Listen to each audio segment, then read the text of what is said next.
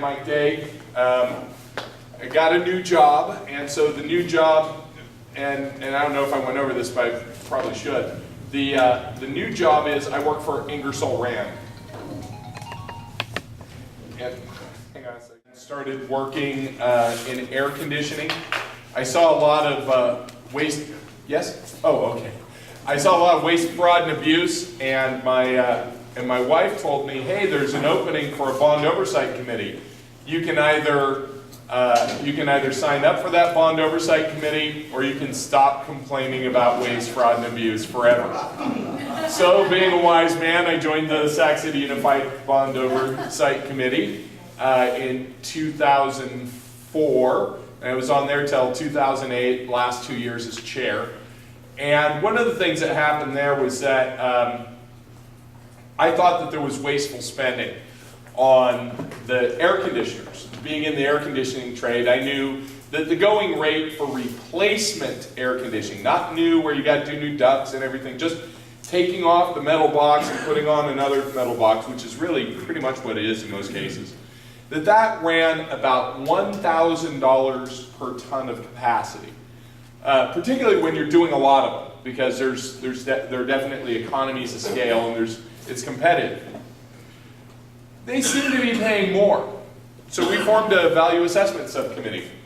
And the type of air conditioners that they had were 3-ton and 3.5-ton units. So I expected them to be, in the $3,000, $3,500 range. But I knew they'd be more expensive. I didn't know how much more. Would they be $4,000? Would they be $5,000? Would they be $10,000? Anybody want to hazard a guess where they ended up? $40,000. $35,000 to $40,000 a unit. That was a lot of money. It was $10,000 to $12,000 per ton for something that in the commercial world was going for $1,000 a ton. Ma'am. Per ton. So an air conditioning unit is measured in terms of its cooling capacity, and for historical reasons there's a unit of measure called per ton of cooling capacity. A normal unit was a 3-ton unit was running about $1,000. In fact, as low as $850, as high as about $1,500 per ton. So they'd cost anywhere from $2,400 to about $4,500 for replacement. As near as we could tell, they were running somewhere in the neighborhood of about $35,000 to $40,000 a unit. Sir? Tell them how much conditioning a ton will cover. A ton will cover about 400 square feet in most applications. A little bit less in school because of outside air requirements. So a normal classroom has about a 3-ton, 3.5-ton unit. So, we looked at this and we looked at the number. We're like, are we insane? What is it? So we formed the value assessment subcommittee. And the value assessment subcommittee started digging in and unpacking it. And there wasn't any one reason. There was not a single reason. There were many reasons, and they all sort of loaded on top of each other. They all multiplied each other. They were all factors that raised the cost of this regular device from $3,000 to $40,000. And what we found were, part of it was prevailing wage. That in the normal commercial world, they were paying about, I remember this one exactly, there was a wage study done in Sacramento, and the average, or the median wage, half the people made this wage and half the people made that above and half made it below. It was $24 an hour for air conditioning workers. And the wage for union air conditioning workers was $72, so they paid $72. Okay, but you know what? In the great big long run of things, the union wage versus the non-union wage wasn't the biggest deal. Normal air conditioning units were going for about $400 or $500 a ton. So a 3-ton unit would cost about $1,200, whether you got it from Trane or Carrier or York or Lennox or American Standard, whomever. They were buying custom-made AAON units that were running on the order of about $2,400 per ton. Custom-made, stainless steel, but they weren't any more efficient. The equipment was being bought by the contractor who'd mark it up 25 to 30%. He'd sell it to a general contractor on a project who would mark it up, who would sell it to a prime contractor on a project, whose bill got marked up by the construction manager, the program manager, the architect, and the consulting engineer. So all those markups along the way made things worse. They were also buying them just for this school, just for that school, just for that school. There was no volume discount because you were buying them onesie twosie. What else was going on? Oh yeah, architects. There was a fresh set of plans, everything was new, the architects were working on this, and they got paid as a percentage of contract price. So think about this for a second. Think if you're an attorney, and if your clients lose the case, your fee goes up. Think if you're a doctor, and you do something that reduces somebody's life expectancy from 2 years to 6 months, that your fee went up. There's no other place in our society where we pay people more for an adverse outcome. But in the way that architects have their contracts structured most of the time, mind you, these are the same people who just thinking about the kids donate lots of money to the bond campaigns, and I'm sure there's no connection between those two whatsoever, none whatsoever. But as the contract price goes up of the system that they designed, their fee goes up. If they missed something, and there are errors in that, and there are change orders, do they pay for them out of their pocket? They get charged more. Their fee goes up. It's freaking insane. There's no other place in our society where if you do a bad job, you make more money, or you advance. Okay, except for Congress. Anyway, so and then we start getting into debt structures. And we already talked about how our good friends at Patterson borrowed $77,000 and are paying back $8.8 million. Oh, did I tell you it was tax-free? Tax-free to the people who took it. Over $100 in interest for every dollar borrowed. So again, it's not any one of these things. It's not a fresh new set of plans with beautiful massing and an educational environment that's tuned to the specific needs of these little children.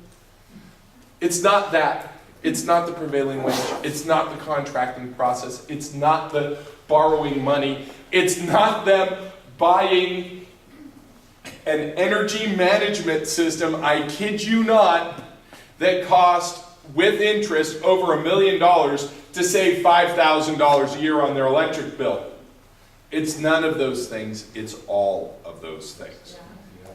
And what we're talking about here is the work of a lot of people over a lot of time to go out there and be snipers in the grass. To start taking out this item. To start taking out this item. And to say, we are focusing on this district, not for the whole shebang, just for this little item. We're focusing on this district for this little item. And you know what we've done? As a group, we've proven that you can do every one of them. But the power isn't in what one of them can do. The power is in what all of them can do together. And ultimately, with this, the power isn't in the hands of some gray-haired fat dude from Sacramento named Mike. The power is in the hands of all of you, who can go out there and use it with your fellow trustees, who can use it on your bond oversight committees to say, look, here are best practices being done in other places. They actually work. We've got examples. If you don't want to do it, Mr. Board of Trustees and Mr. District, you don't have to. But you know what? We're going to be telling the world whether you choose to or not. Right? It's you as the members of these staffs who are getting pressed and told, no. It's never done that way. You know, we always do it this way. We're your vendor. We've been your vendor for 40 years. We're here before you were. We'll be here after you. You got to do it this way. No. Now you have the power as somebody who's a staff member that wants to get more for your limited dollars. You know, there are a lot of people who felt offended by this, but they didn't have the tools. What Better Way is about is saying there is a better way to build schools. Because the purpose of a school is not to build a ski chalet up in Tahoe or put money in the Gulfstream 5 of an investment banker. It's to get the good schools built with high quality for the lowest impact to our communities economically that we can. It's not schools no and go live in a shack. Schools yes, but waste no. So let's get started. All right, the first step in evaluating, a little bit of background on this. This is called the Better Way evaluation tool. And we're going to go through a whole bunch of very specific items. We'll talk about each one. Each of these has been awarded a weight of anywhere from 1 to 4. Really important things are given a weight of 4. Not as important things are given a weight of 1, and the rest of them are in between. There's nothing that says this is the be-all and end-all of the weighting. You can change your weighting scores. This is just where it started out. Local groups, your mileage may vary, and you can change your weights. But this is the one that's been sort of the consensus position for the last couple, for about the last year or so. The other thing about this tool is that if you go over this, what you come up with, this is the weight. That doesn't change. Instead, what you have here is, how's the district doing at this item? Well, in this case, costs are lower than the average of contiguous districts. Hey, they get 10 points. You put in a 10. Costs are within 20% of contiguous districts. You get a 5. No commitment to analyzing past costs or costs greater than 20% of contiguous. They get a 1. Or no commitment to analyzing past costs and costs more than 20% above contiguous. They get a -5. So it's not a 1 to 10 score. It's actually a positive 10 to a negative 10 score. So it tells you, you don't really have to be an expert on all this. I'll get you in just a second. What it does is if you understand the question, and then you can come back and say that their answer was one of these, you know what the points are to put in. And at the end, you end up with a score. There are 600 points total available. How many did they get, Johnny? Well, let's find out. Well, in this case, they got 26% of the available points. Typically, taxpayer groups are going to be somewhere in the 25 to 35% range. If you're below that, they will form active oppositions to this bond campaign. If you're below 10%, that's when you start talking recall, right? Or you have 4 red flags. That says that there's something seriously wrong going on here. But the other part is this. If you're above 75, 80%, and again, that's what your local area is going to say, you're going to have taxpayer groups coming out in support of your next bond. Because you've shown that it was needed, you've shown that you've been fiscally prudent about it, and you've shown that you've put in the oversight to keep it going. Ma'am. Oh, I'm sorry. Where does this come from? Is this something you buy? No, it's free. It's just a bunch of us took all the stuff that we've been doing over the last couple of years and put it all together in sort of one easy spot. And the point of this was to empower people who might be, I don't know, a bookkeeper, somebody who's a used car salesman, somebody who works as a nurse at an outpatient facility, somebody who wants to improve their community, who doesn't understand the intricacies of municipal finance or doesn't understand construction, but can learn some pretty basic questions and then just go go and ask. They can talk to the director of facilities at a school district. They can go and talk to the elected members of the board of trustees and say, do you know about these? Are you willing to do them? Are you willing to move with us towards something where your whole community can support you on your next bond? Are you willing to move towards being a good example of this? They can go and talk to the bond oversight committees if they're not a member of a bond oversight committee themselves. They can go and talk to the bond oversight committee and say, hey, under section 5, you're supposed to be doing analysis and reporting it to the public in terms of how well they're doing in terms of cost effectiveness. Here are some metrics. How are you doing your section 5 analysis? Mind if I help?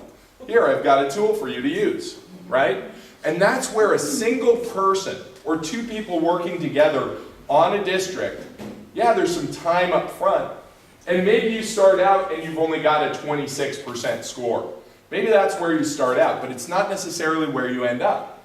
Oh, are you willing to adopt this item? Are you willing to adopt that item? And you just go through each of them, and ultimately, you start moving them closer and closer towards best practices. So what it tries to do is to make this quantitative, right? It's numbers. It's just the numbers, as opposed to being qualitative. Yes? Does this document have a name, and is there a place we can obtain it? If your name is on the email list, Janine and Emily, who are coming back, anybody who wants a copy of it, you can stop by and flag your name, and they'll email you a copy of it. It's not protected. It's just basically open source. Anybody can use it. What do we refer to it as? It's called the Better Way Evaluation Tool. Thanks. Yep. Back. Can you just put it on the CalBOC website? It's not a CalBOC thing, and CalBOC, that's an important point. CalBOC doesn't endorse this. This came out of local taxpayer groups. Do I think that there's a lot of overlap with CalBOC? Yeah, but this takes positions on best practices, where CalBOC is much more along the lines of, hey, we're a neutral party in this. We're not taking anybody's side on anything. This doesn't bother with that. Better Way isn't restricted. Sir? Where you have your the cursor right now and the dialog box there. Yep. Where do you get that information? That's something that you're going to be dealing with that district to get, right? And So you're expecting the district to supply that information. yeah, or you're going to end up needing to dig it up to a certain extent. I mean, the model here is like Mel and I are working with a district here, Twin Rivers, down the road. They'd like to float a bond in 2016. SAC Tax is saying, you know, if you can get a high enough score on here, and we can talk about what that score is, but technically, you know, we're saying about 80%. If you can do that, we're going to bring volunteers to stuff envelopes. We're going to bring campaign contributions to you. We're going to sign the ballot argument with our president. We are going to be full force behind you if you do that. If you go the other way and ignore us and you have enough red flags or stuff, we're going to pick up torches and pitchforks and oppose you. And yeah, over 80% of school bonds passed last year in the elections. But you know what? More than 75% of them that had serious opposition failed. So if you have serious opposition, your bond is not guaranteed, no matter what the bond councils or other people tell you. And the last thing you want to do is stir up the hornet's nest. So this is the carrot and the stick. So if you're that district and somebody's coming and saying, look, we can get you more stuff and we can get you support, but we got to work through here. We got to get some information. Yeah, you can tell them to go pound salt. Free country. Probably not the wisest idea if you're going out for a bond in the future, right? So let's get to I'm going to reduce the zoom on this so we can see more of it, and I'll talk through it.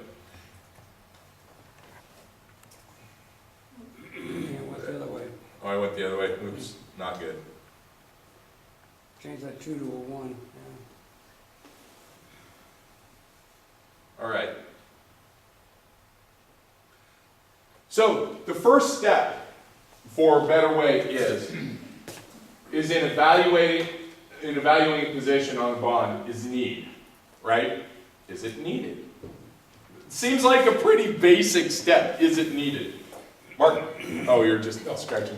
Okay. Has a clear and convincing need for facility expansion or modernization been, it's going off the edge of my screen here, been explained? So now you start getting to the actual questions, right? Have the specific issues been listed? Where have we heard that before today? It's the project list, right? So if you come over here, here are your options. Listed and specified, you get 10 points. Listed but not specified, you get 5 points. General description, you get 1 point. Okay? The next item. Have the items been given estimated costs? Fully costed gets you 10. Per site costing, no or non-breakdown costing is a 4. No costing gets you a 1. Now, before we go much farther, I should go back here. Have the specific issues been listed? Woodland did it. In Woodland's Measure S and Measure T, they listed specifically, we need the air conditioning here, we need the bathrooms here, we need windows and roofs over here, etc. And they had breakdown costs for each of those line items. So what this examples tab says is that for every one of those things that we're talking about in Better Way, we've got examples. So anybody who tells you that it can't be done or it's never done, they're full of hooey. Somebody else already has and you can point to it. It kind of takes the wind right out of their sails when they say nobody ever does this. No, it's like don't be lazy. It can be done, it has been done, it's a best practice. Get off your butt and do your work. So, next item. Do the costs seem reasonable compared to benchmarks? So we heard about this one earlier. 10, the costs are reasonable compared to element benchmarks. Costs for the entire project seem reasonable. So this is saying, is if you break it down by element, do the elements seem reasonable? Is it, is it $10,000 per ton for your air conditioning? Sorry, that's not reasonable. There's no reason to do that. Or the cost for the whole project seem reasonable. Again, there's a guy named Paul Abramson.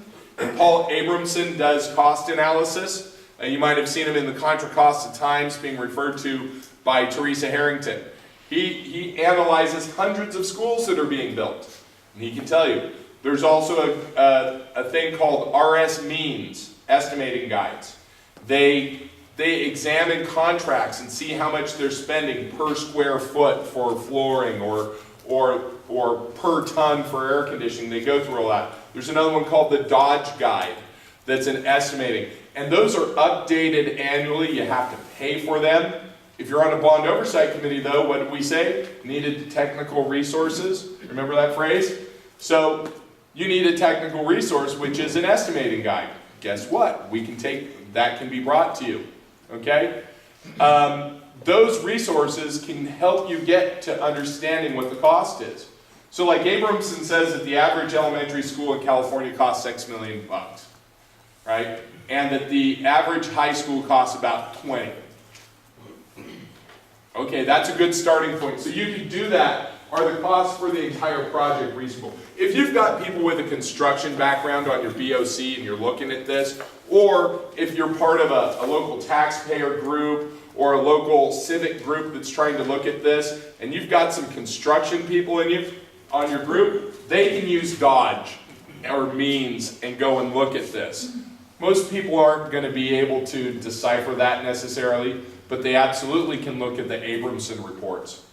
Sir? Are those kind of tools, do they take into the difference between modernization and new construction? The means guide has the ability to do that. I'm not as familiar with Dodge, and I'm not as familiar with the Abramson stuff. But the other part about it is at a certain dollar value, modernization becomes more expensive than just wiping it clean and starting off. And if you're much above the cost of new construction, so let's just say that the Quail Ridge Elementary School, the modernization budget on it is $18 million. And Abramson's saying that the average school is $6 million. You got to wonder about why you're doing a modernization instead of just wiping it clean and doing everything new. Serious. So, But that's not the rate Abramson is using, is it, for an average elementary school, 6 million? I think 6 million. I think it's 6 and it's 20. I think it's 6 for an elementary. And I could be wrong on that. It could be either 6 or 8 million bucks. For building a new one? Yeah. Oh, because I've been told 39 million for it.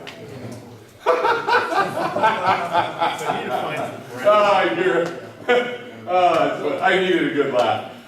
Sir. You need to find from parameters how many square feet that is. Yeah, absolutely. You need it per square foot, per student. You need parameters like that. Sir. This is building costs on no land, right? Yeah. Yeah. Okay.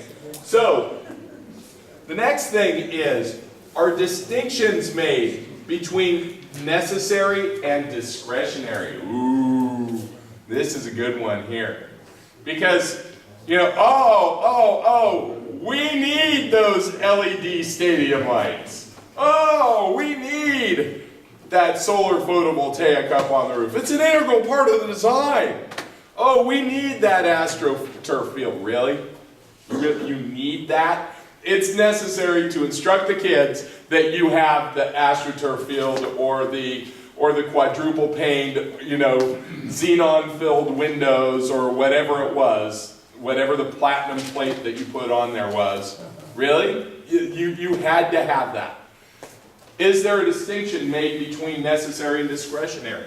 So we go over to our examples, and Folsom Cordova makes this distinction now. So it's now district policy. So board members in here, you were talking about what you can do. You can propose a new district policy that all bids will break out those things which are discretionary and those things which are mandatory. Woo, what a concept. And guess what? You now get to lean on the licensure of your engineer. Because your licensure, under licensure, a mechanical engineer and an architect have a fiduciary responsibility to their clients, which in this case is the district and ultimately the taxpayers, to perform what's called value engineering. They have a responsibility, and if they really get it wrong, they can lose their license. So if you ask them specifically, can you please break out the cost between what's the minimum needed to accomplish it and the discretionary elements, they know how to do it. They may like selling you the $500,000 energy management system, direct digital control, instead of the $150 programmable communicating thermostat hanging on the wall. And I'm sure it has nothing to do with the fact that their fee goes up with a more expensive piece of equipment, right? But if you ask them that, they are required under the terms of their licensure to make that distinction for you. Sir? So you're talking about the architecture fees, which are absurd, whether it's in residential or buildings like that. Now, the state has, Caltrans and things like that, they have tiered where, if you're third tier, the guy right above you gets maybe a 10% markup, and the guy above him gets 5%, and then anybody above that level gets 0%. And so when you're looking at that stuff, what are the state laws for schools? Are they exempt from that? Can we set those? You can set those if you wanted to. I mean, you could set those as district policy, and anybody who didn't want to bid on it, have a nice day, don't let the door hit you in the butt on the way out. And you could set them tied to Caltrans. We have another example in here about bounties, cost reduction bounties. Caltrans does it all the time. That if value engineering with Caltrans, it's a 50-50 split. Yep. You come up with $1 million savings, and it's a $2 million. They get 500, and you get a pocket 500, which is absolute pure profit on top of the fact that you lowered your costs. That's right. And we actually have that as a best practice in here. But the difference is on that is that you have to then incorporate that best practice into your standard specs, right? So you don't want to pay for it on every school, you only want to pay for it once. But this, I'm going to try and go to a certain extent in order. So our distinctions made between necessary and discretionary, Folsom Cordova does it. Folsom Cordova made it district policy. And in fact, Folsom Cordova went so far as to say that all marginal costs for the discretionary element have to be justified by savings. That if you don't save enough money to pay for that discretionary cost, either a discretionary decision like a photovoltaic shade structure, or the discretionary element of a mandatory expenditure, again, the example of the football field, if it doesn't pay for itself over the lifetime, they go back to basic. It's awesome. But the only way you can do that is if you say, tell me what's the minimum to start, and then tell me what you're recommending, right? You have to have that break first. So, the next, I want to get back to the scoring here. So, broken down between required and discretionary within projects, 10 points. Broken down to discretionary and mandatory projects, 5 points. No breakdown, 1 point.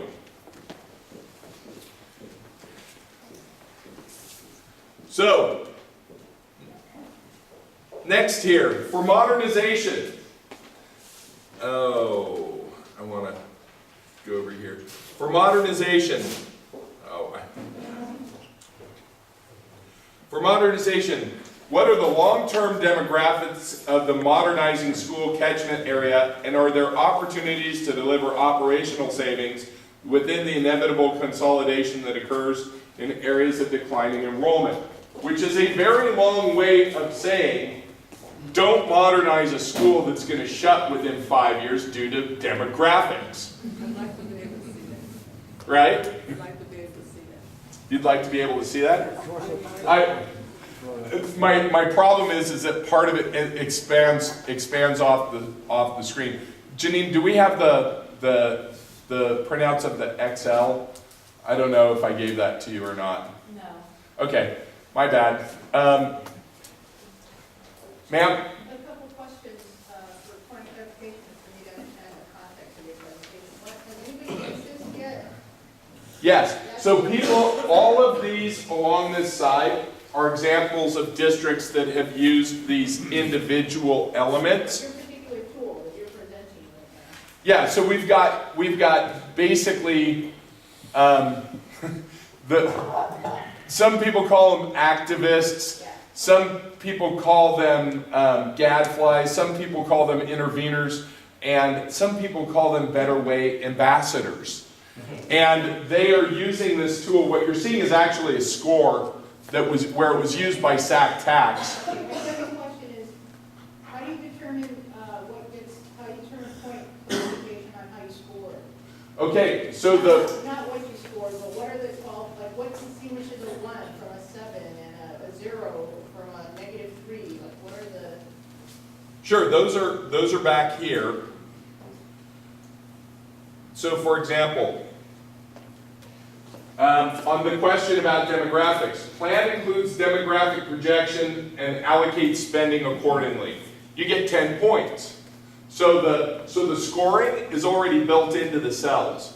So if you ask the question, and then you're going to get one of these answers, right? And then you've got 4 potential choices. Either it's built in, there's some degree of allocation by demographics, or it's everybody gets something, or declining demographics gets 1 point, or they go with the everybody gets something designation for the district, and they have declining demographics. That's negative points. Why it's a red flag? If you've got declining demographics and you're going to inevitably be closing schools, doing a bond where you give money to every school is a bad idea.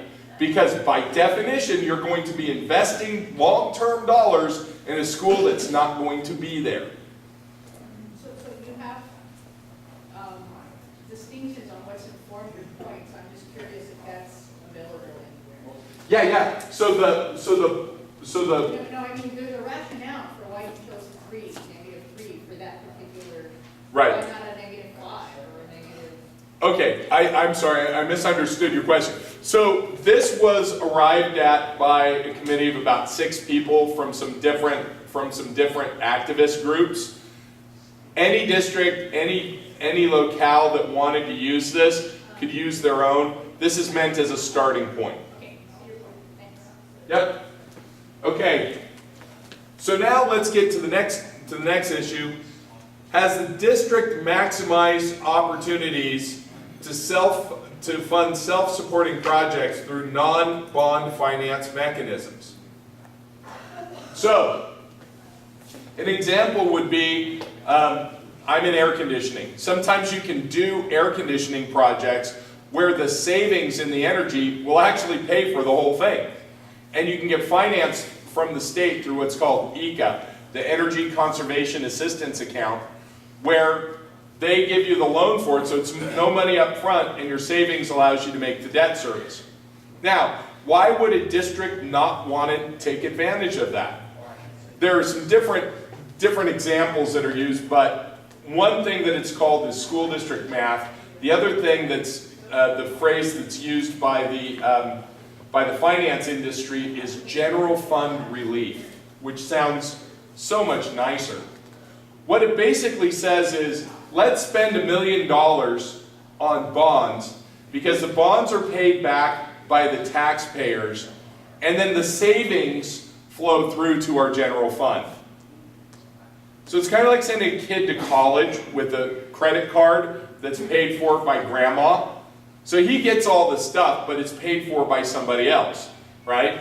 That's a function of the structure of how our infrastructure bonding works, and it's dangerous there, because that's where you get the case of Sac City spending close to $1 million on something that will save them $5,000 a year. That's where you get Folsom Cordova before they put in their cost effectiveness evaluations. That's where they spent over $10 million on a photovoltaic system that will save them $40,000 a year for 20 to 25 years, right? Because the cost is paid for by taxpayers under bonds, but the savings goes to the general fund. So, what this says is that some projects will actually pay for themselves, particularly energy projects, right? HVAC replacement, windows, some insulation, things like this. Parking lot lights are a great example. Exterior lighting is another great example. So because the Energy Conservation Assistance Account exists at the California Energy Commission and has 20-year loans at 3%, a lot of projects will pay for themselves. So instead of using bond dollars to do those, you don't use bond dollars for what you really need to use bond dollars for. But if the project can pay for itself, take it out of the bond, lower the amount that you're borrowing, and move that over to something where it can pay for itself. Now, the example that I'll give again is Folsom Cordova. Historically, they borrowed $246 million going back to 1996. The last 11% of the dollars borrowed increased their interest costs by 50%, well, 48. So think about that. The last 11% out of $246 million, the last 11% of what they bought, or of what they borrowed, raised their interest costs to taxpayers by 50%. Because it's the last dollar borrowed. When you're just squeezing out to reach that every penny I can possibly get, it's those last dollars that really add up. And that's where this has value. If you have projects that will pay for themselves, take them out of your bond and use some of the things that are out there. Again, ECA is a great program that will pay for itself. And if they won't pay for themselves, there's a good question as to why you're doing it. So if the PV solar shade structure only saves you $40,000 a year for 20 years, and it's going to cost $10 million, then why exactly are you doing it? What's ECA again? Energy Conservation Assistance Account. It's part of the California Energy Commission. So your options here are all possible self-sustaining projects are taken out of the bond, some projects taken out of the bond, no projects taken out of the bond, and some projects in bond that could be financed with other mechanisms, but the district decided that they didn't want to do it despite notification. Oops, you get -3 points there. Now you'll notice that on the spreadsheet, this illuminated red. That's a red flag. Again, scoring system on Better Way is not 1 to 10, it's 10 to negative numbers. If you're doing really bad stuff, you're going to get negative numbers. And if you get enough negative numbers, which says that you're just doing dumb stuff, then that's time for people to really start saying, no, I'm not going to support you getting any new money until you stop doing dumb stuff. So, next item on here. For new schools in developing areas, how much is available from developer fees? Options are bonds augment builder fees with builders able to build their own. So this is a good one. School, if you're a developer and you're doing a big development, you're getting charged these developer fees. What about letting the developer build a school? Maybe he can do it at a lower cost. I guarantee you that a home builder can build that school at a lower cost. And if it goes through DSA, it's got the same review. They have independent inspectors, so there's not going to be any difference on that side. You can guarantee the quality, but I'll guarantee you that they will do it for a lower cost than it will cost you to do it. So let them out of their builder fees if they'll build the school. And what can they do? They can go to a contractor, an architect that have already built the school and say, hey, why don't you come build that same school over here? I'll pay you $10 million to build that school over here. Okay. So one of the options is for districts in high growth areas they use bonds to augment the builder fees, but the builders are allowed an out if they want to build their own. Number 5, the builder's share is low or they're not able to build their own. 1 is builder's share low and not able to build their own. -3, builder development fees are not included in the analysis for new construction. We've seen that. -5, majority of the cost passed to taxpayers. Seen that. So they're taking in the developer fees and they're putting it into another bucket, and then they build the schools with the bonds and put that on taxpayers in areas that are not part of the new construction area. Actually seen it used where a bond was sold and taxed everybody to pay off a Mello-Roos in the area that it was being done, below Kern County. And that just happened to be for some home builders that made campaign contributions to the elected officials. So those are the things in terms of evaluating whether or not there's been a demonstrated need. Anybody feeling like they want to take a quick break or just want to keep rolling? All right, rolling, rawhide. Okay, second step is looking at the current financial stewardship of the district. First cost reduction. Mandatory competitive bidding. Right? Is there mandatory competitive bidding? Are there mandatory competitive bidding rules? Some places say, no, we're just not going to do it. And some places say, we're going to competitively bid things to maintain public trust. So we've got a wide range here from, in this case, from +10 to -10. Mandatory competitive bidding for all services is in language. Okay, so this is a new thing that we're seeing here, in language. So, in language means that this issue about there will be mandatory competitive bidding is in the ballot language or is in a district policy which has been referenced in the ballot language. Again, you only get 75 words, but what you can do is you can have like a Bill of Rights and say, taxpayers, here's how we're going to do it. X, Y, Z, competitive bidding, marginal life cycle cost analysis. We're going to do all these things with your bond dollars. And then you make a reference to that in the ballot language. If it's in the ballot language that you're referencing this taxpayer Bill of Rights, and then you don't do it later, somebody can come back and say, sorry, don't make that expenditure. It violates what you told voters at the time that you went out for this money. So that's what we mean by in language. So if you're in the language saying that you're going to have mandatory competitive bidding for all services and products, you get 10 points. 5 points for there being mandatory competitive bidding in policies. Because policy is a good thing. I mean, it's better than nothing. But you can turn around, you can have the policy the day before the election and the day after the election change the policy. Right? It's a simple vote.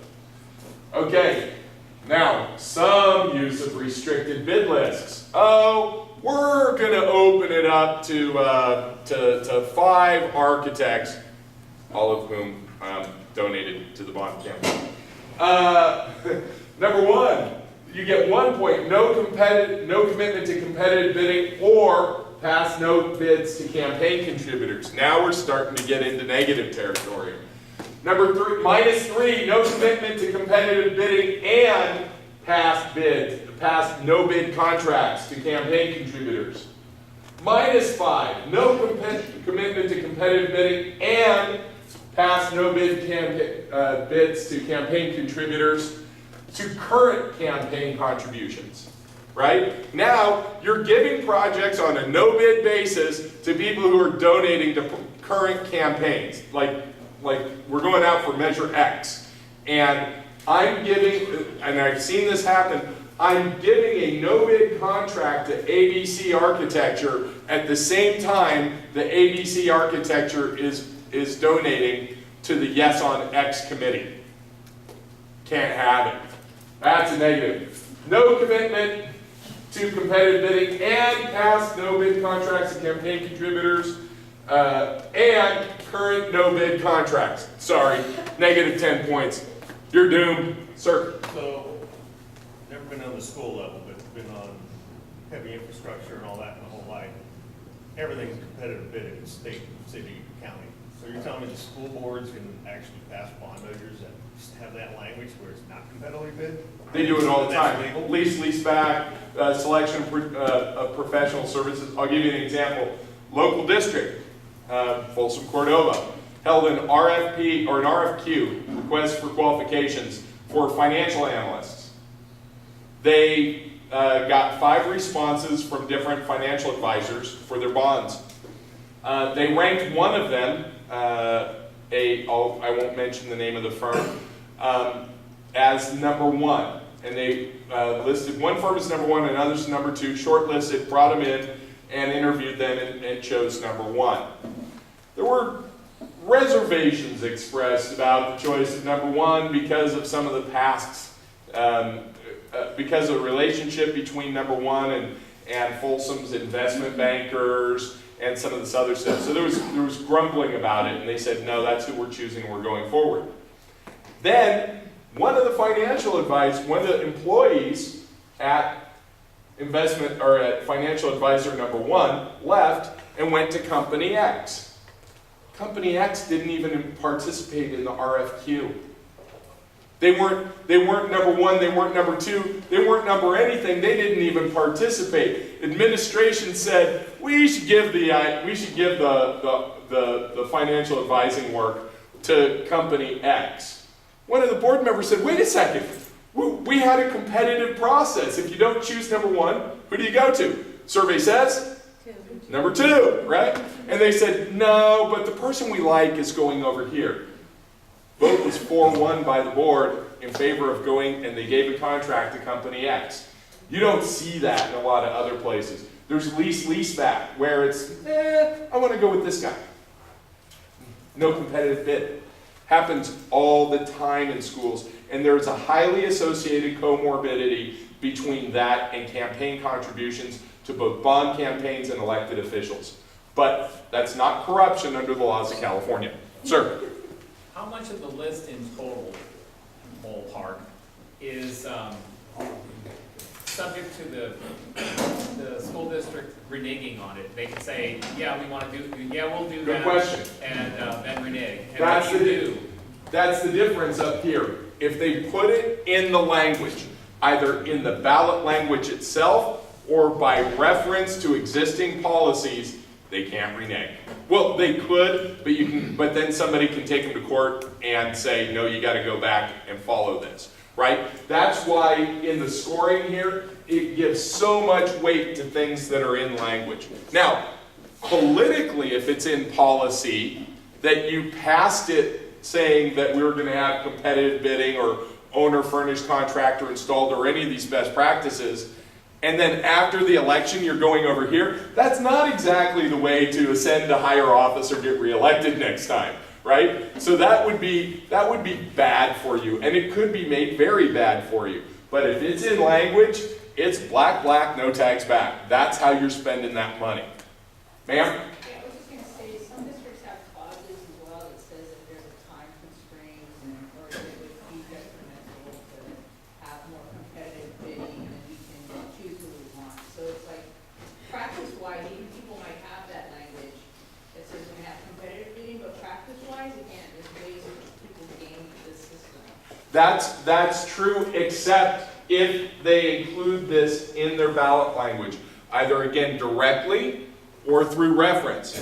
If they include it there, then, you know, the Bohick County Taxpayers Association can take them to court, and what can they use? 15284, School Bond Waste Prevention Action. You said you were going to use competitive bidding processes. You agreed to that, you sold it to the taxpayers on that. Ma'am? To clarify, but I meant in change orders and things like that, so oftentimes, what I'm saying is, even if it's explicitly stated, practice doesn't match up because people can sometimes find ways to even screw around. I understand that they can, I guess the things is that they can, and they can also totally ignore it. But what you're doing is you're raising the cost for that, and you're also making it much more likely that somebody that's paying attention can go back and stop that. You're giving them a very large hammer to go back and try and stop it if they renege on it. But you're right, can they try? Yes. Will some of them try? Absolutely. Sir? Is there a timing issue associated with this? In other words, is there a point where it's too soon to introduce this schedule to the? No. For example, Mel and I are working with Twin Rivers. We're talking to them now about something that will probably be in the ballot in 2016, right? So what you're saying is that, hey, you guys have a long ways to go. If you're West Contra coming to Cocoa Tax and saying, we want your support on the next bond, and you're starting out at a 15% score, you got a lot of heavy lifting to go through and probably several iterations through this before you can get to the 80% where Cocoa Tax is gonna support you, right? So, you know, the idea is that for people that want to use this tool to intervene, there's a lot of lifting up front, talking about it and going through and scoring all this and working with the district, working with the BOCs, and meeting one-on-one with the electeds or two-on-one with the electeds to go through it. And then it's constantly trying to move them a little bit forward. Like, hey, what do you think about doing OFCI? Hey, what do you think about this? Just try and get them further. Hey, you can get 25 more points by doing this, right? Is trying to move them farther along the ball. We now actually have districts. We have our first district, Taft, is talking about adopting this for their next bond in its entirety, the whole package. So now we're getting, because we've been able to prove the individual lines, we have electeds that are saying, I want to make this whole package the basis of my next bond initiative. Deborah, and then I'm going to get back to the list. If you go to different board members, do you get different scores? Or do they all have the same answer? I mean, from your Where the district is right now, is where the district is right now. So everybody should be giving you the same information. So you should get the same information. Where you're going to get with electeds, though, is like, hey, did you know about this? Did you know about that? Did you know that other districts are doing this cost effectiveness analysis? Like Folsom Cordova's doing it. San Juan, why don't you adopt this, right? And you can sort of pick on them on onesie, twosie different things. Or if they're starting to look at a bond, you say, look, here's the whole suite of things. Like that's what's happening in Kern County. Kern County Taxpayers Association is saying, if you know, here's our evaluation tool. If you score 80%, we'll give you money. If you score below a certain level, we're going to organize opposition against you. Come to us early. And that's ultimately what you want. I don't think there should be fights because, again, for the umpteenth time, it's not schools no, it's schools yes, waste no, right? And this is a way for schools, for trade unions, for everybody to actually get conservative groups on their side if they just do it a little bit differently, right? So, Mike, you mentioned leaseback. So are you saying that leaseback is inherently more expensive than going through a competitive bid process? most of the research that I've seen is that it is. And is there evidence of that? I've seen two studies that say that they are, and I've seen two studies by what I would consider conflicted groups that show that they aren't. One of the best studies is actually going to come out of San Diego from Nick's group, where they added that to their performance audit. But for pretty obvious reasons, the people who are in favor of it have been pretty restrictive of allowing true research, much, big time peer-reviewed research to really get involved in it. So I can tell you that in my own experience on Sac City, it wasn't even close. It was when there was lease-back in place, it was significantly more expensive. And my own anecdotal evidence of looking at a few dozen districts is that when you see lease-back, you typically see substantially higher prices. Just Sir? one question on the contract stuff. So, any of, like I said, any of the public agencies, the parks and all those other, they have, conflicts of interest. If you contributed any money over the last 5 years, you're automatically disqualified. Why doesn't Cal Bach or somebody else get that type of language in the legislature so we don't have, how many thousands of school districts in California all making up their own rules? 1,000 school districts in California. Cal Bach has been very good. Janine, do you remember, 6 laws in the last 7 years? Because part of why is because we bite small and we do things that we know can pass. There isn't a snowball's chance in hell that we could get something like that. They'd shut it down because the argument that they'd make behind closed doors is you'd never pass another bond if it wasn't for J.P. Morgan and Stony Youngberg and the rest of those groups paying for the bond campaigns, that no bonds would ever pass. That's what they say. I don't think it's true, but that's what they say, and there's no way to get that through. If we had a sudden change of heart and we had a Republican legislature, yeah, you probably could pass that, but not in the blue legislature.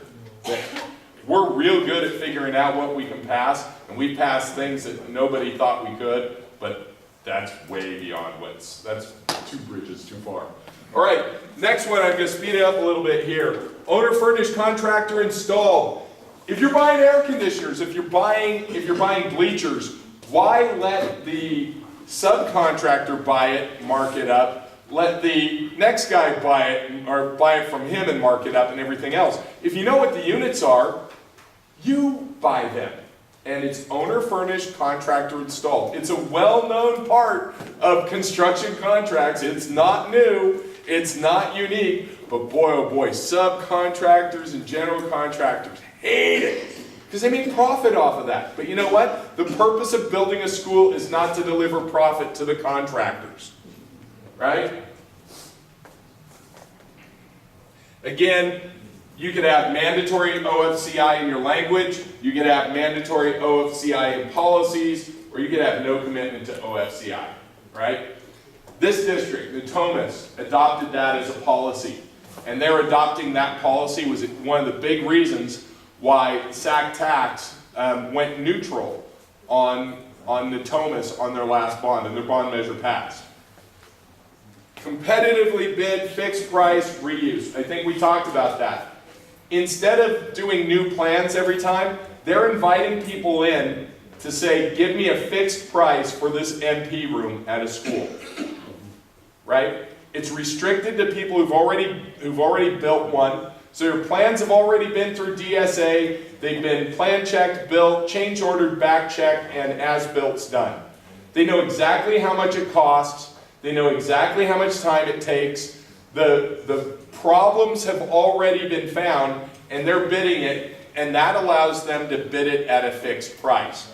They actually use lease-leaseback. So the awarded contract goes to lease-leaseback. The way they're doing it here in Natomas has a slight twist to it. They do that, but then they say everybody within 10% of low bid is selection eligible.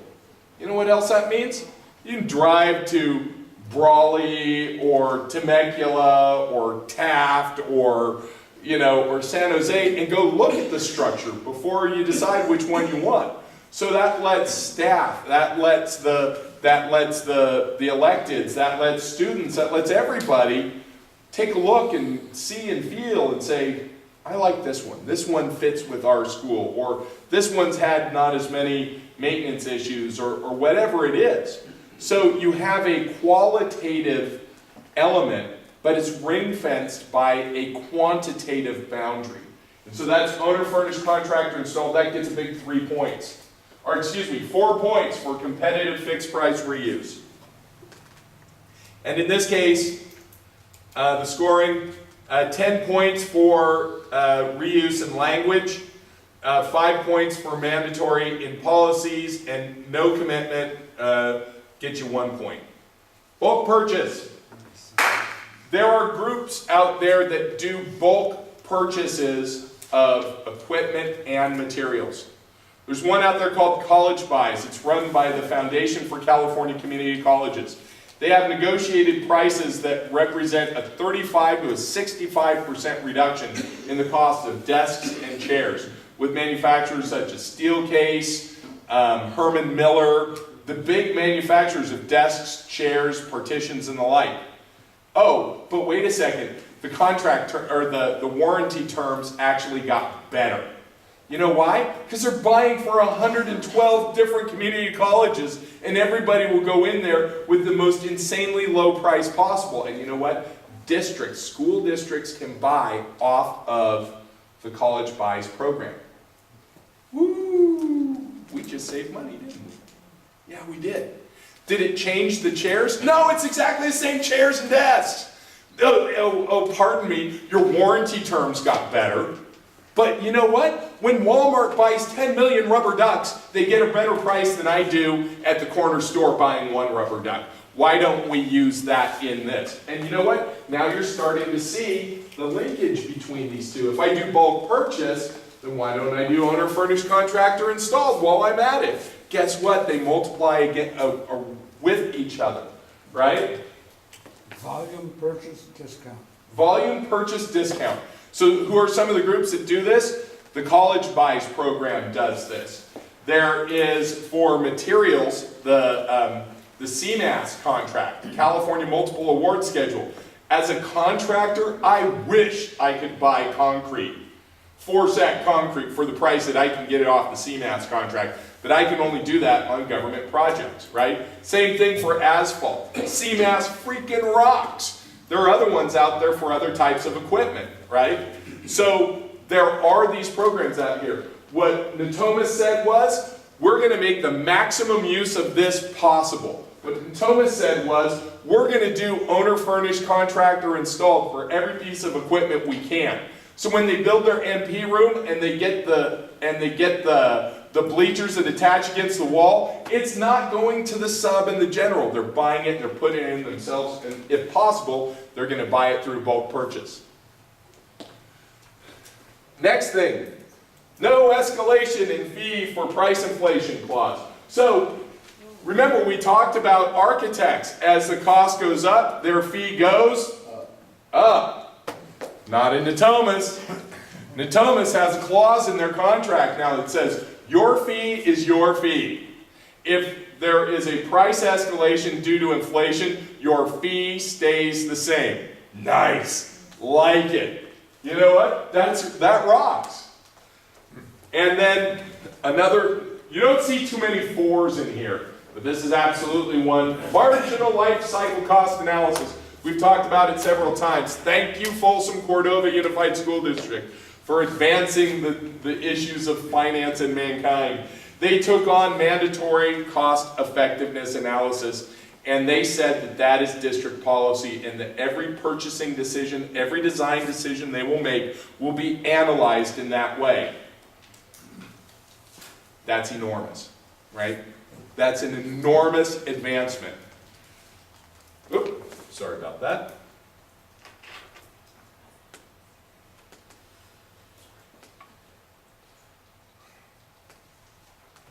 Hello? You can... Hello. It's time for you to shut down, whatever your name is. Is that training, heating, and air? Yeah, that's my new boss. Which I started to talk about. That's why I'm not doing this anymore. That's why I retired. I just don't want anybody, you know, I don't want anybody to say something against Train. I don't want anybody to say something against Better Way or Calbach because they say that I'm out there trying to feather my own nest. It's a great job opportunity for me, but it means that I need to leave this stuff. So this is, by the way, that I've got 45 minutes left in a 10-year hobby. We'll extend your time for you. PAYGO. So now we're getting into municipal finance. PAYGO gets a 4. PAYGO's pretty simple to explain. Most bonds are sold as long bonds. So they're current interest bonds, and what they do is they sell a bond that's due in 5, a bond that's due in 6, a bond that's due in 7, a bond that's due in 8, out to 30 years, right? Sometimes they do CABs, capital appreciation bonds, where you get the money now and you don't pay any interest and you don't pay any capital until all of a sudden, whoosh, you get a balloon payment out here where it's been compounding semi-annually, sometimes at 12% for decades. That's how Patterson got dinged with over $100 in interest cost per dollar borrowed. But what if you reversed that? So let's just say that the assessed valuation of a district is, we'll make it easy, is $10 billion. And they can charge $60 per 100,000 is the max rate. Then that means that they could charge, if you got $10 billion, and they could charge a max of $6 million a year. That's what they could pay off on their bonds. So in 3 years, they could take in $18 million worth of taxes. So what if you sold $18 million worth of bonds? What would happen is that you're doing it in 1 year, 2 years, and 3 years. In 3 years, everything's paid off. Oh, but wait a second. You mean it's not out there for 30 years and we're not paying interest on it for 30 years? Nope. It's just squished down and you pay it all off. There's nothing for the interest to chew on because almost all the dollar, 99 cents out of every dollar coming in is going to capital reduction. What else happens? Interest rate drops insanely. San Juan Unified School District had a weighted interest rate of 0.35%. They borrowed $40 million, I think it was $40 million. They paid it off in 3 years.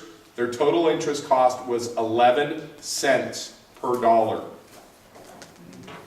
11 cents per dollar. As a general program note, their previous issuances had been around $1.35 in interest per dollar borrowed. Now, they can't get as much money as fast, but what the Sacramento Taxpayers Association said was, we will work, if you do this, we'll let you sell another bond on top of that. So now you can get $20 million this year and $20 million next year for another 3 years. So now you've got $40 million every 3 years.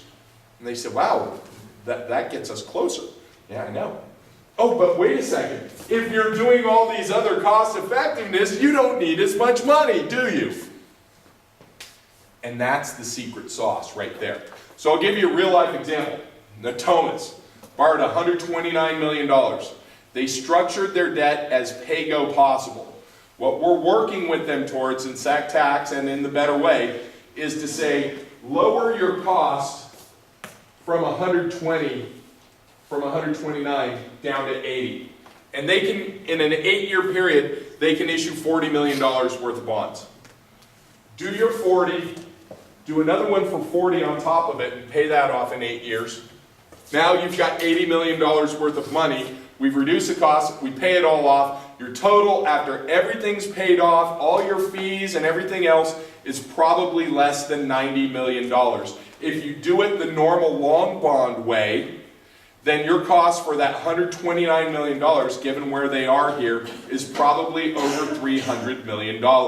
So we have gotten the same amount of school, but we lowered the cost to taxpayers from $300 million to under $100 million.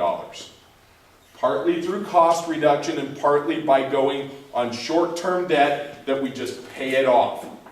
It's no different than you paying off, making 2 mortgage payments a month if you can, and paying your house off in 15 years and reducing the amount of money you give to the debt, to the banks. Do banks like this? No. Correction. Does JP Morgan Chase like this? No. Does Wall Street like it? Not in the least. You know who does like it? Five Star Bank, American River Bank, River City Bank, community banks, because they can buy this. This debt is bank qualified. They can put it in their asset base. They can't buy those other bonds.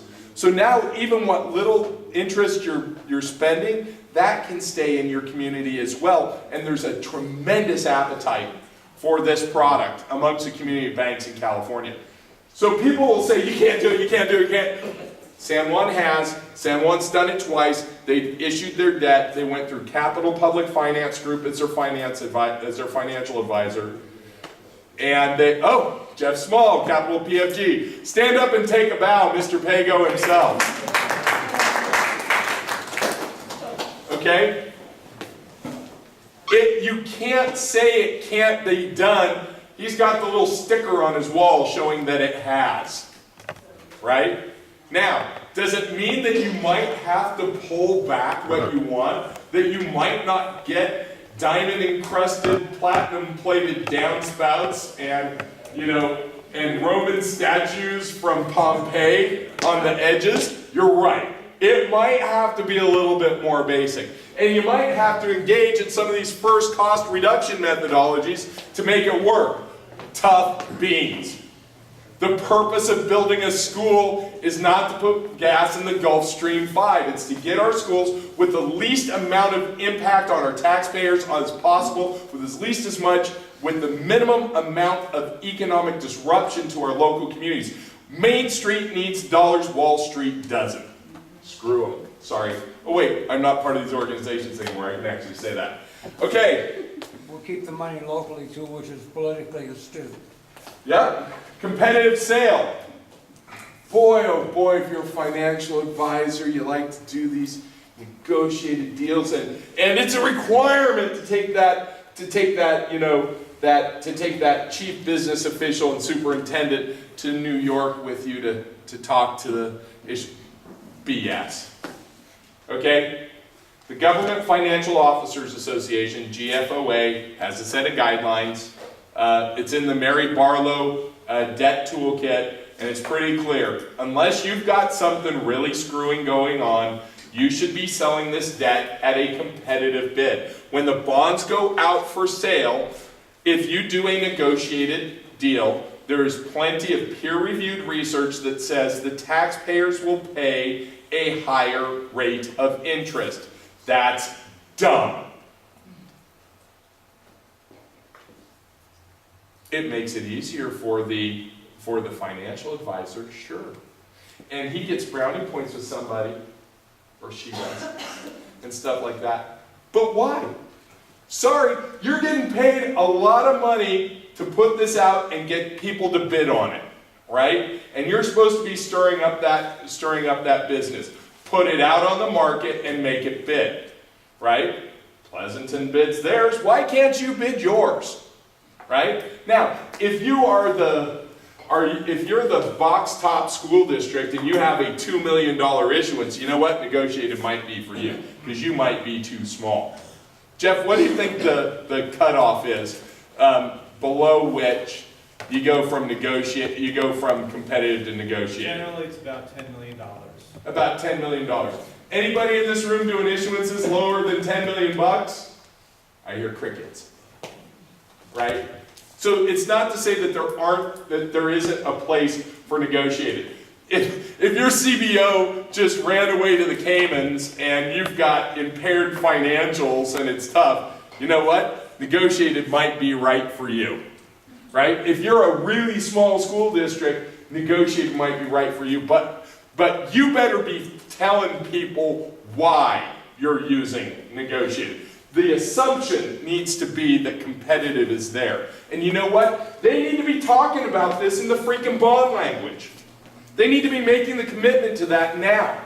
And if you can't get it now, then put it in policy. And if you're not going to agree to the policy, please tell me why you persist in doing something that costs the taxpayers more money, that takes our money out of our community, and doesn't get us a damn thing extra for our kids. Really? You like standing behind that? There's a freight train. Feel froggy jump. Mark. Michael, could you tell the group how the funding flows from the time there's a bond measure is put on a ballot? Sure. From the ballot through the election year, whether it passes? Okay, I'll try and roll through that real quickly. Election day, poof, we do it. Yay! 30 some odd days later, the district passes a vote and they certify the election. They certify the election results and say, Yahoo, we got approved for our money. Also, under 1582, within, 30 days or 90 days of passing, you have to set up your bond oversight committee. Then they're supposed to choose their financial advisor, but you know what? A lot of times the financial advisor has been there before the election donating money to the bond campaign. And you know what happens when they donate money to the bond campaign? They are selected on a no-bid basis in excess of 95% of the time. And usually it's only one FA that donates money to the bond campaign. And then, surprise! I know, it's a shocker. Wow, they got it. Oh, it's like going to Reno and pulling the handle, right? No, there's no chance in it. So they select their financial advisor. They put together their debt structure. They have a couple of board meetings to talk about it. They authorize that. And then the financial advisor and the underwriter actually take the bonds to the market either through a negotiated or a competitive sale. The money there goes from there to our good friends at the treasurer's offices in the 58 counties of California, which act as the banks for local governments. And the money stays there until they start pulling it out to make payments. How did I do for an air conditioning guy, Jeff? You did pretty well. All right. I will say one thing, that I think one of the biggest abuses is when the financial advisors are running the bond campaigns. Yeah. And that, I mean, clearly there's a conflict of interest. You think? Yeah, a little bit.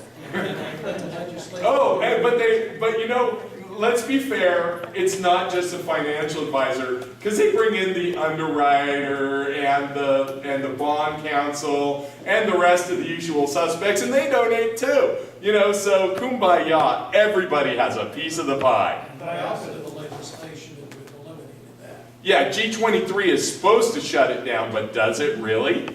You think? You know how you really shut that down? Michael, you know how you really shut that down? Huh? Is you vote down the bond and these guys go south. It was a bad investment for them over in Woodland. Well, actually, one thing that we got out of and you'll see it a little bit later, is we got Folsom Cordova, maybe with a gun to their head, but we got them to agree that they would not issue any no-bid contracts to a firm that had donated to the bond campaign. Oops! Goodbye. September. Goodbye.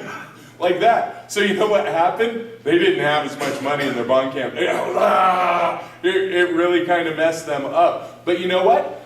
It makes sense. So for our electeds in the room, do you think that it's a good thing to forbid those who are campaign contributors from getting no-bid contracts out of the same thing that was elected on? Do you think that that's a good governance idea? Yeah. And you know what? When you frame it like that, it makes it really hard for their fellow trustees to say no. Especially if there happen to be 10 activist pitchfork and torch citizens showing up saying, please don't give no-bid contracts, or please don't give professional services contracts to your campaign contributors. We find this to be offensive. You know what? It's really hard for them to say no to that particular measure. Sir? So the financial advisor and all that, can that happen before the VOC is formed or after? You could do it fast enough. You could if you wanted to. The reality is that in most cases, the chief business official and the superintendent make a deal with the financial advisor before the bond ever comes up for a vote.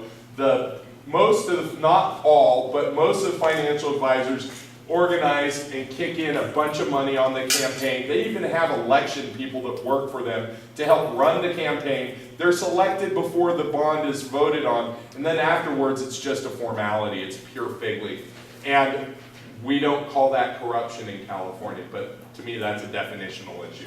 And they're paid from bond proceeds. And then they're paid from bond proceeds, so they get their money back. But you have the potential of using public money to pay for An election. campaign.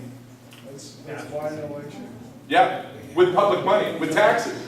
All right, next one. Did all premium go to the interest and sinking fund?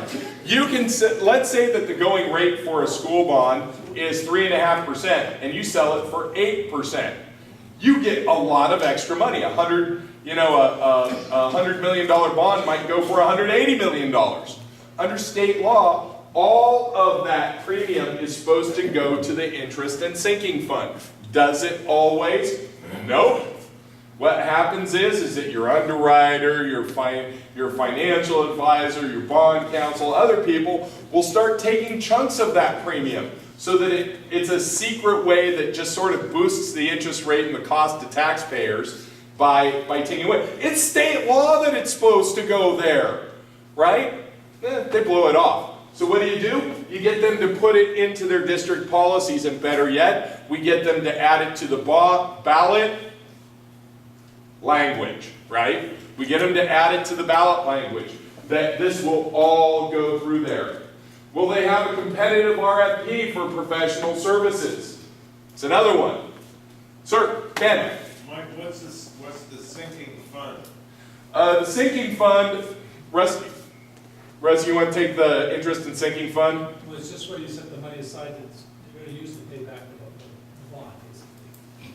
Yeah. So what you're doing when you sell a bond at a premium is you're getting extra money. It's kind of net present value type of concept. You're getting that money up front. You should be setting that aside to help make your payments because you effectively raised the interest rate above what the market was saying it should be. So now you've got extra dollars coming in. You need to set that aside to help make your payments.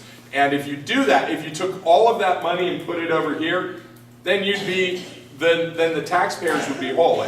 On a net present value basis, it balances out. But if you take that money and it's supposed to be going to pay things off, it's sort of pre-allocated to paying off the debt, and you use it for something else, you just effectively increase the amount that the bond was sold for, right? So it's like you borrowed extra. All right. Non-contingent advisor. So this is one out of GFOA that says, you know what? You shouldn't have advisory services that are contingent on you selling bonds. You should be paying for your advisory service, your professional services, on an hourly rate, right? Maybe a not to exceed, but time and materials hourly rate. Because you know what? I don't want my advisor to be thinking, geez, how do I make my money? You gotta sell that bond. No, it's really in your interest of selling the bond. Basic conflict of interest, folks. If it's not good to sell the bond right there, you want your financial advisor to know that he can still make his mortgage payment and to tell you that it's not good to sell the bond right then. You don't put their paycheck contingent on you selling the bond. How do you have any form of reliability if they do that? Okay, last one, early public workshops on debt structures. Another one that Folsom Cordova took up. Again, they were in a tough place, an election was coming up, what can we do? What they committed to in their district policies is that they're going to have workshops on how this debt, before they go and vote on the bonds, they're going to have public workshops. People are going to be able to see the proposed structures. We're going to be able to comment on it, saying, no, you're putting too much in the long bond. How about moving it to PAYGO? How about shifting some of that towards an earlier maturity? Cabs are really a bad idea here.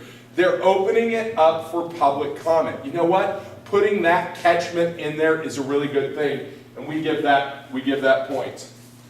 Coming around the clubhouse turn on oversight and transparency. Now you're going to start seeing things that we've talked about before. Independent BOC nomination. Guess what? Where your BOC, if your BOC members are chosen by district staff and they tend to be milquetoast and fig leaves, you're probably not going to get a good performance out of your bond oversight committee. Number 2, independent BOC training. How many people think that they would have heard everything you heard today if the training had been done by their district? Just a show of hands. Hell no. You know what? Leave your hands down. Your arms must be tired. All right. Separate auditors for bonds. Hey, we touched on this earlier, right? Somebody's got $1 million engagement as an auditor. $1 million. It's their whole contract. It's most of their work. There are a bunch of people in their office that depend on this for putting food on the table and paying the mortgage. And oh yeah, I really want you to do this little $50,000 engagement over here of looking at our bond. What are they going to do if they find something wrong? Nothing. Are they going to swallow the whistle? They'll cover it. If you're a new auditor, fresh out of school, and this is your major account, are you going to risk your future? Okay? If you're midway through your career, and you got a house and mortgage and kids in school and people at the office counting on you who are your colleagues for years, and you do this and they might get laid off, are you going to report them and put that bigger one at risk? If you're at the end of your career and you've been working with these people for 20 years, are you going to throw your 20, 25-year colleague that paid for your sports chalet up at Tahoe, are you going to throw them under the bus? No, you use qualifying language to get yourself out of a hole. You use qualifying language and use weasel words and you put it in the footnotes. Yeah. That's the issue. So, in a lot of things that, Janine talked about common sense, you don't put people in untenable positions, right? If we're asking for them to do things like a performance audit in particular or a financial audit, you don't put them in positions where if they told the truth, it would be a negative consequence for them. That's not a good way to run a railroad. So what do? We say separate auditors for bonds. CalBox says that as best practice. Better Way says, we're going to ask you about whether this is a district policy. So we go over here to the scores. Commitment to separate auditors is in the language, it's in the policy, or no commitment to separate auditors. I'd actually like to add a negative here, -5. Yeah. No commitment to separate auditors, use the same auditor, and the auditor swallowed their whistle in the past, right? So throw that in as negative. And that, for those of you that want to get engaged, and Janine and Emily in the back are engaged with Better Way here in Sacramento. There are people that are trying to set up Better Way initiatives, Solano County, Contra Costa County, Kern County. I think that it's great that you start thinking about working together on these. A small group of people using this tool can have an enormous amount of change. But you can change these scoring to something that makes sense for you. This is a starting point. Fly, be free, release yourself. Okay. BOC input on performance audit scope. Where have we heard about that one before? Yeah, the BOC that's looking at things that, like Nick said, you know what? This just doesn't seem right. Let's look at this. They shouldn't be, it's not their engagement. They are not the client. But if you look at like Ingersoll Rand, the company that I work for starting a couple weeks ago, they have an audit committee from their board of directors. And the audit committee is not staffed by anybody from Ingersoll Rand. It's from people who are outside, and that audit committee tells the auditors what to go look at. And they have a hunting license to go try and find stuff. And guess what? They might. But that's good. That's how the system is supposed to work. Because you know what? It's like a sliver that goes into your arm. It hurts a little bit pulling it out now, but if you get gangrene in the arm, it happens to be a lot worse. So get it over with now. And that's where BOC input on performance audit scope is a big deal. So what do we have?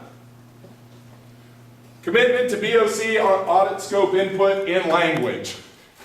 I'm not real creative, I just repeat the same thing over and over again, but it's because it works. And that's how you score this stuff, right?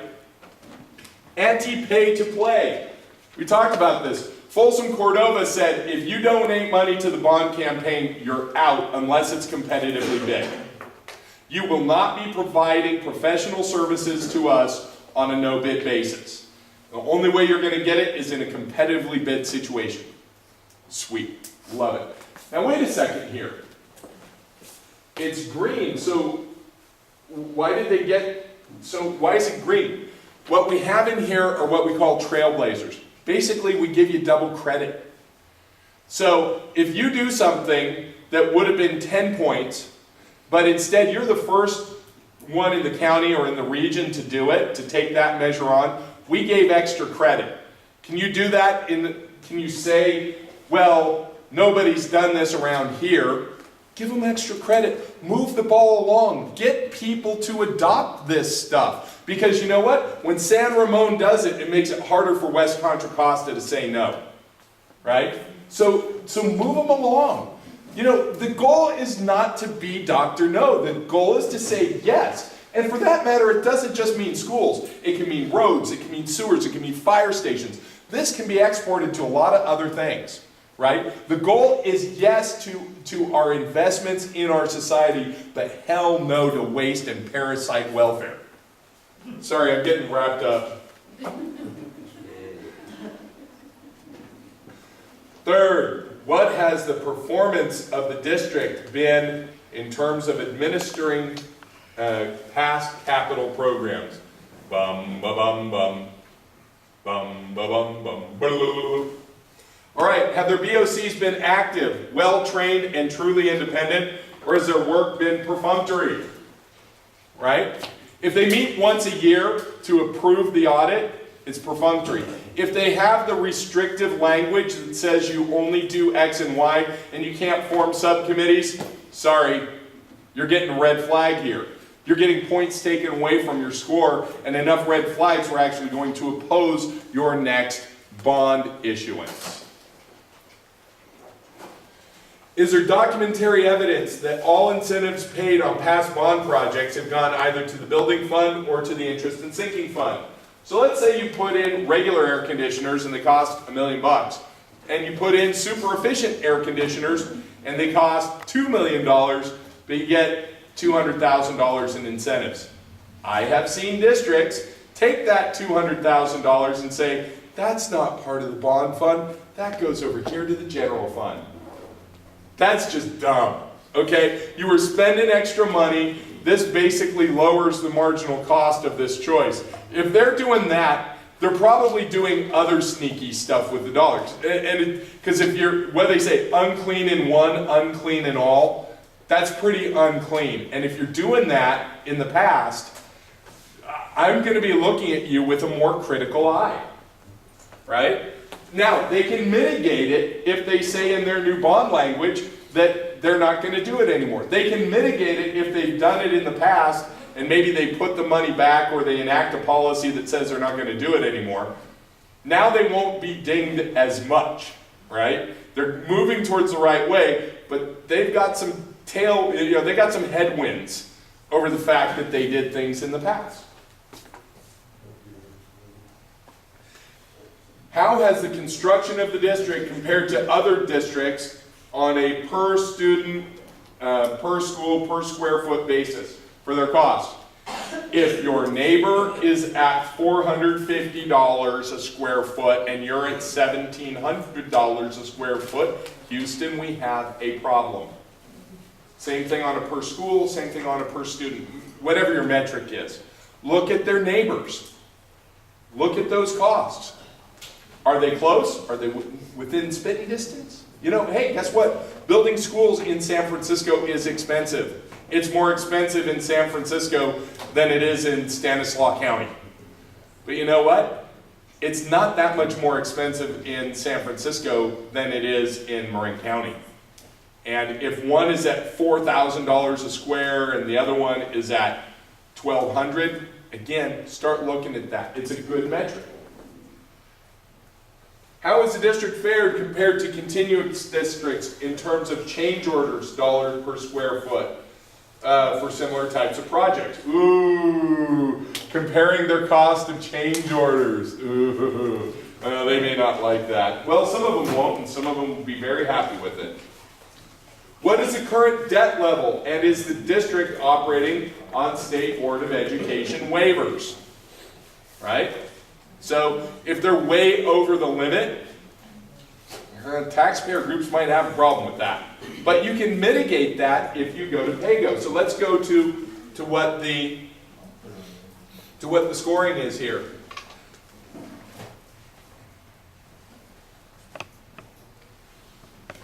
No debt.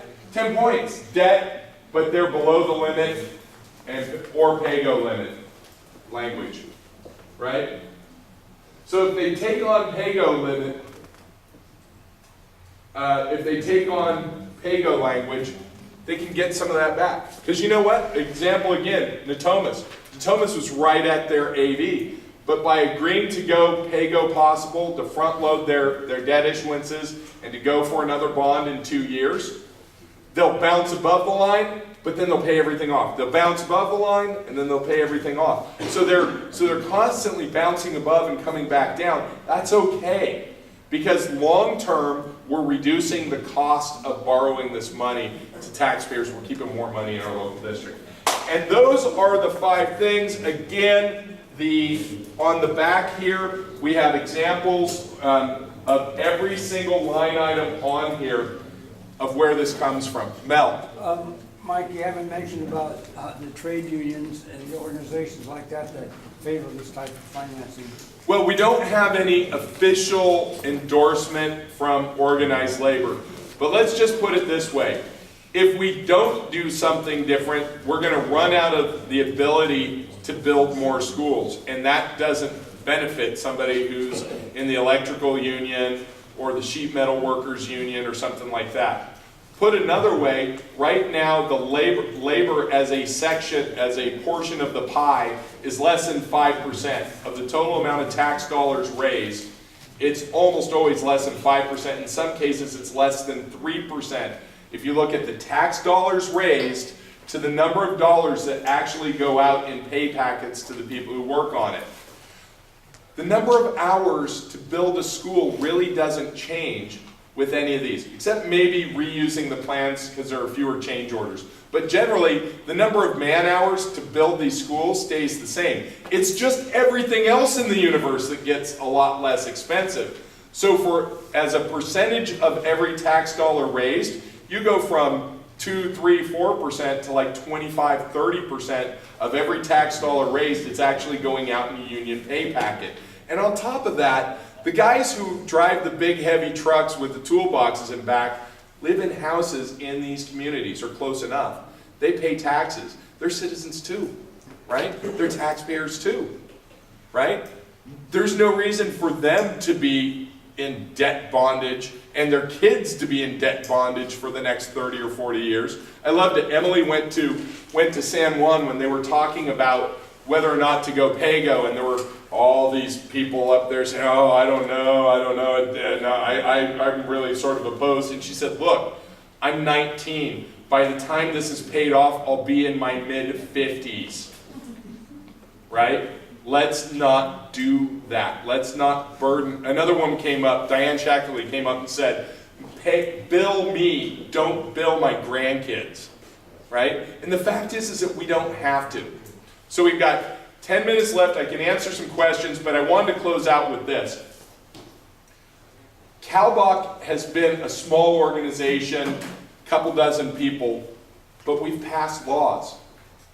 Right? We've taken on some of the biggest, most powerful organizations in the state. And they were huge and we were small. And they were powerful and we were below weak. And they had money and we had nada.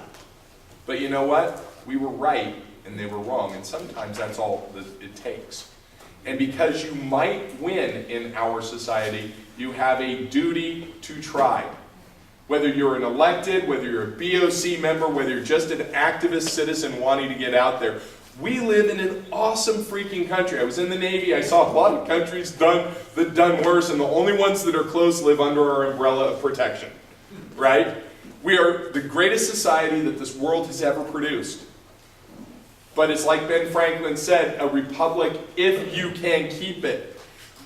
It is participatory. It is sometimes blood sport. It means getting off your butt, giving up Dancing with the Stars, and going to a bond oversight committee meeting. It means putting some time in.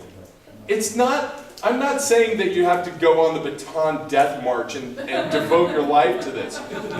But we have responsibilities as individuals, as citizens in this society, to give something back.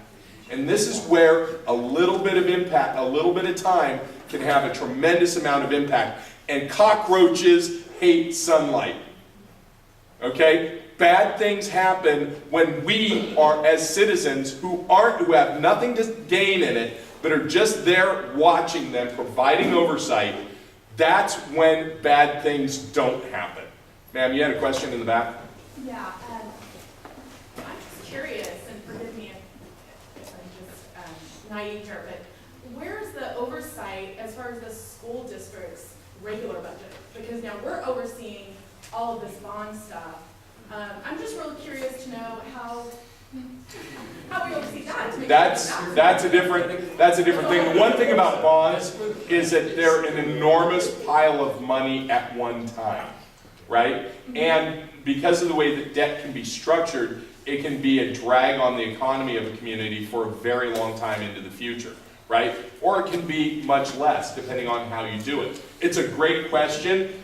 I'm not out to solve the world. I'm out to take on a little bite out of one problem and pass on the ability to tell you, everybody in this room has the ability to make major impacts in the way that this, maybe you don't get everything.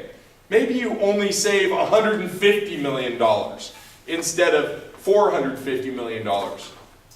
Over the next 30 years, that means that there will be $5 million in your community every year for 30 years because of what you did on a couple of nights, showing up to some meetings.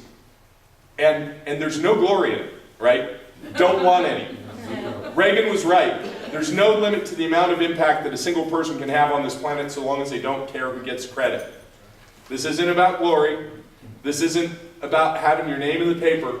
It's about doing the right thing because it depends on us doing it. Mel. And in response to that question, if your bond oversight committee is doing its thing and highlights things in the public light, that's going to lead to the media getting involved and saying, what else is going on? Where do we need to look next? And they can become the oversight, essentially, of the full program. Mark? Mike, you tell us in about 5 minutes your hobby's over. You have been the Pied Piper. Who is the next Pied Piper? Janine and Emily, if you wanted to stand up and say hello to the crowd. Michael, and I'm the treasurer. Yeah, and Mel is the treasurer of Better Way Initiative. Do I get your money? Yeah, Michael's pretending like he's not gonna participate anymore. But what we're doing is, we got your emails, we're setting up a website right now, pooling the resources, this form included, and just trying to get organized, basically, so people have tools. Thank you. Yeah, and the thought here, the organizing concept is that we can teach people how to ask each of these questions, how to score it, but really we need foot soldiers. We need foot soldiers that are willing to go talk to everybody on the Woodland Unified School District school board, that are willing to go talk to the Woodland Unified School District Bond Oversight Committee if they have one, and to get them starting to get engaged in utilizing this for their cost effective analysis and talking to staff. Is this video going to be on your website? I don't know where this video is going to be. It's Yolo County Taxpayers Association. Your roast? For my rose. Arthur?